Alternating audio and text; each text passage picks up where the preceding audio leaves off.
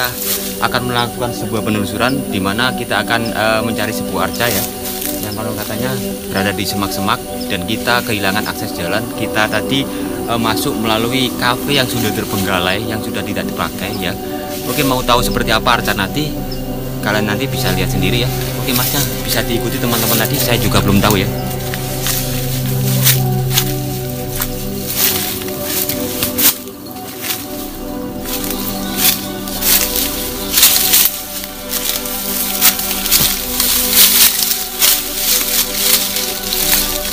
Bang, nyangkut kawat bang.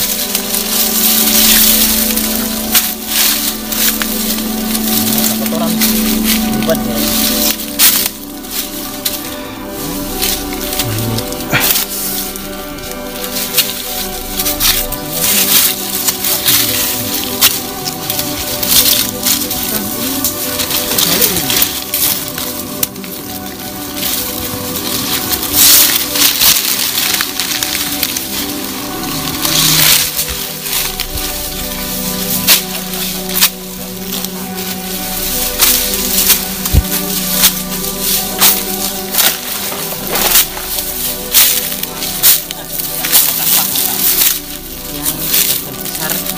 Memang masih terbengkalai di dalam tanah, jadi pahatan-pahatan ini akan nampak. Kemungkinan ini kepalanya yang terpendam di dalam tanah ya. Dan ini terpecah dari beberapa fragmen pecahan yang masih tertimbun. Kemungkinan ini juga bagian dari fragmen tersebut, karena batuannya itu mirip, ada jejak-jejak yang kemudian kalau kita lihat bagian nah, kemungkinan ini juga berupa fragmen pecahan ya. Nah, fragmen. Nah, ini juga tonjolan-tonjolan yang kelihatannya tidak dipahatin juga. Nah, ini. Nah, semacam kayak kotak ya, bentuk kotak. Nah, kemungkinan ini juga fragmen tersebut. Kita kembalikan. Di sini juga ada yang semacam fragmen jejak. Artinya ini ada jejak semacam dahulu yang kemungkinan entah vandalisme entah apa. Nah, ini juga ada sesuatu yang jejak fragmen-fragmen. Ada beberapa fragmen di sini yang tertumpuk, dan di sini ada lengkungan-lengkungan yang memang dahulunya dibuat. Ini adalah bagian dari arca raksasa itu yang pecah. Jika kita melihat, ini adalah makanan, ini namanya stroberi ya. Karena kita tidak mau mengambil apa-apa di sini, cuma kita eksplorasi edukasi. Jadi di depan kita ini, coba kita lihat, ini adalah jejak fragmen arca raksasa ya, yang sangat besar sekali.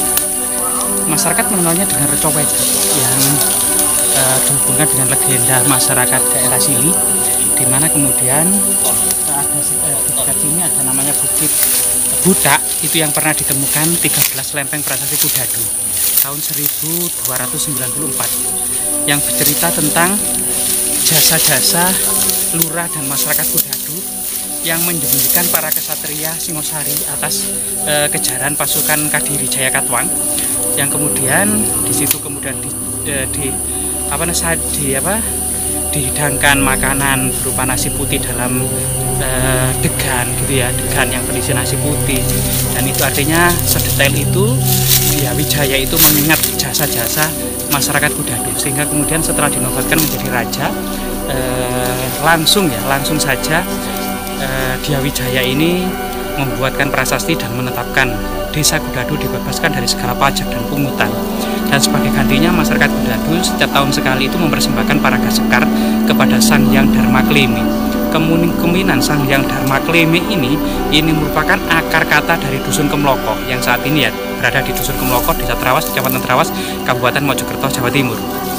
Nah, selain itu kemudian selain ditemukan prasasti, menurut cerita tutur masyarakat, dahulunya di bukit ini memang penuh dengan batu-batu yang mudah dipahat. Jadi ada reco lanang raksasa, ada watu dandang, ada makara, ada reco wedok, ada watu poco gitu ya. Yang kemudian pada akhir-akhir ini berbalut kisah legenda ya, yaitu dikisahkan bahwasanya ada seorang petani yang pulang dari sawahnya yang kehausan, keletihan, kelaparan, kemudian pulang ternyata tepat di rumah itu belum memasak nasi, belum ada minuman, belum ada hidangan, sehingga suami tersebut marah. Padahal yang dilihat adalah istrinya tidak memasak, melainkan berdandan di depan cermin, sehingga cermin itu dilempar menjadi sekarang batu kaca yang sebenarnya adalah yoni unfinished ya, juga dalam bentuk raksasa, yang kemudian istrinya tadi itu tersungkur menjadi reco wedok. Tapi reco wedok itu apakah Avalokiteswara, arca Buddha perempuan, ataukah Dwarapala atau arca yang lain? Ini juga membutuhkan kajian ya dari para ahli. Sedangkan petani tadi itu menyesali duduk bertapa gitu ya dalam posisi meditasi, yang kemudian dikenal dengan membatu menjadi reco lanang. Ini adalah kisah yang ada di masyarakat Kemloko. Kisah Kemloko ini ya, antara reco lanang, reco wadok, dan watu koco atau termasuk watu dandang yang ditendang oleh reco lanang tadi sehingga menjadi watu dandang, yang saat ini sudah dipindahkan ke Museum Trawulan yang sebenarnya adalah lingga raksasa. Dan ini jika kita melihat secara artefaktual, secara kajian ilmiah, kita harus mendekati, meraba, dan benar-benar ya mengkorelasikan dengan arca-arca dan panteon-panteon yang berupa apakah ini panteon Mahayana atau berarca Siwa Siddhartha, ataukah ini arca panteon agama Hindu atau arca panteon agama Buddha. Karena ternyata di bukit ini tinggalannya tidak hanya Buddha. Arca lanang adalah Buddha ya, Buddha Aksobhya. Sedangkan watu koco adalah yoni, dan reco dandang itu juga ternyata lingga, termasuk ada semacam Avalokiteswara yang saat ini dipindahkan ke depan halaman Koramil Trawas, termasuk juga ada beberapa fragmen Ganesha yang ada di halaman warga gitu ya. Sedangkan di sini ini adalah yang sangat misterius sekali, tapi masyarakat mengenalnya dengan reco wedok semata-mata didasarkan pada ini, tepatnya pada kendit atau tali pinggang atau kendit atau tali pinggang ini yang menjadikan kemudian identifikasi bahwasanya masyarakat mengenalnya dengan reco wedok. Tapi kemudian karena kepalanya ini terputus menjadi beberapa fragmen yang ada di bawah ini yang juga perlu diekskavasi dan dikumpulkan karena terserak, kelihatannya sejak awal ditemukannya zaman kolonial sampai hingga saat ini arca ini dalam posisi seperti ini, tidak berubah sama sekali dan tidak ada ekskavasi. Apalagi memang kedudukan arca ini berada di halaman warga ya, di sebuah villa yang juga agak terlantar. Nah, ini di sini. Jika kita keliling dari arca ini ternyata arcanya memang benar-benar tersungkur. Jadi bagian bawah atau kepala ini patah dan ini adalah bagian bawah. Jadi bagian bawah berada di atas. Nanti kita lihat di sini akan kita bupati kalau ini adalah bagian bawah akan kita lihat.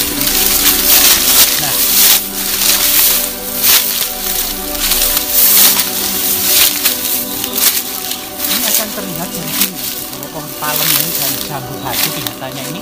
Dan ini yang saya pegang adalah pohon kopi. Ini adalah bagian bawah yang artinya arca ini duduk tersungkur gitu ya, tersungkur dan ini perlu diangkat sehingga tahu bentuk dan posisinya. Jika memang Avalokiteswara atau arca Buddha perempuan semacam diri Kuan Im seperti yang ada di Tiongkok gitu ya, sedangkan di Jawa sendiri disebut Avalokiteswara ya, atau Buddha Bodhisattva. Artinya memang agama Buddha yang berkembang di Majapahit atau Singosari atau di Jawa ini adalah Buddha aliran Mahayana. Nah, yang jadi misteri dan perdebatan apakah ini antara itu Avalokiteswara atau ini kakinya. Jadi kakinya ini ternyata bagian kaki kiri ya, jadi ini kaki kiri yang sangat besar ini.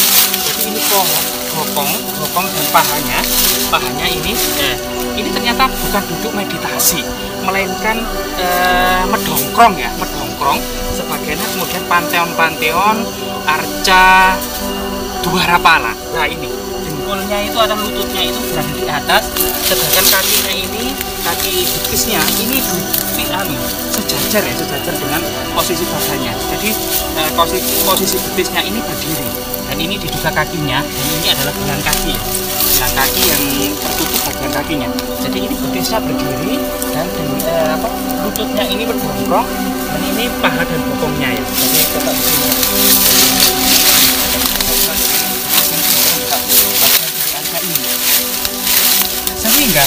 Nah, kemudian di sini ada tangan.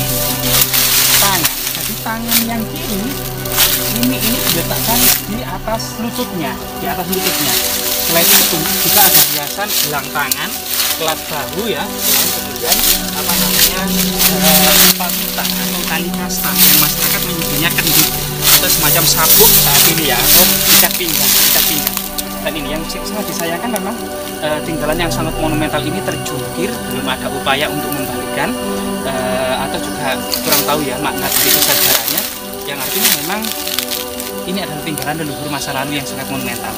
Ada beberapa fragmen yang diduga adalah bagian kepala yang terpecah beberapa bagian ke sana ya, yang mungkin di area ini kalau dilakukan ekskavasi dan pendataan secara integral dan komprehensif itu ada beberapa data, misalnya lapi arca, ada suara pala, ada kemudian arca singa ya, dan beberapa jejak-jejak arca lainnya, termasuk makara yang masih ada di belakang rumah warga.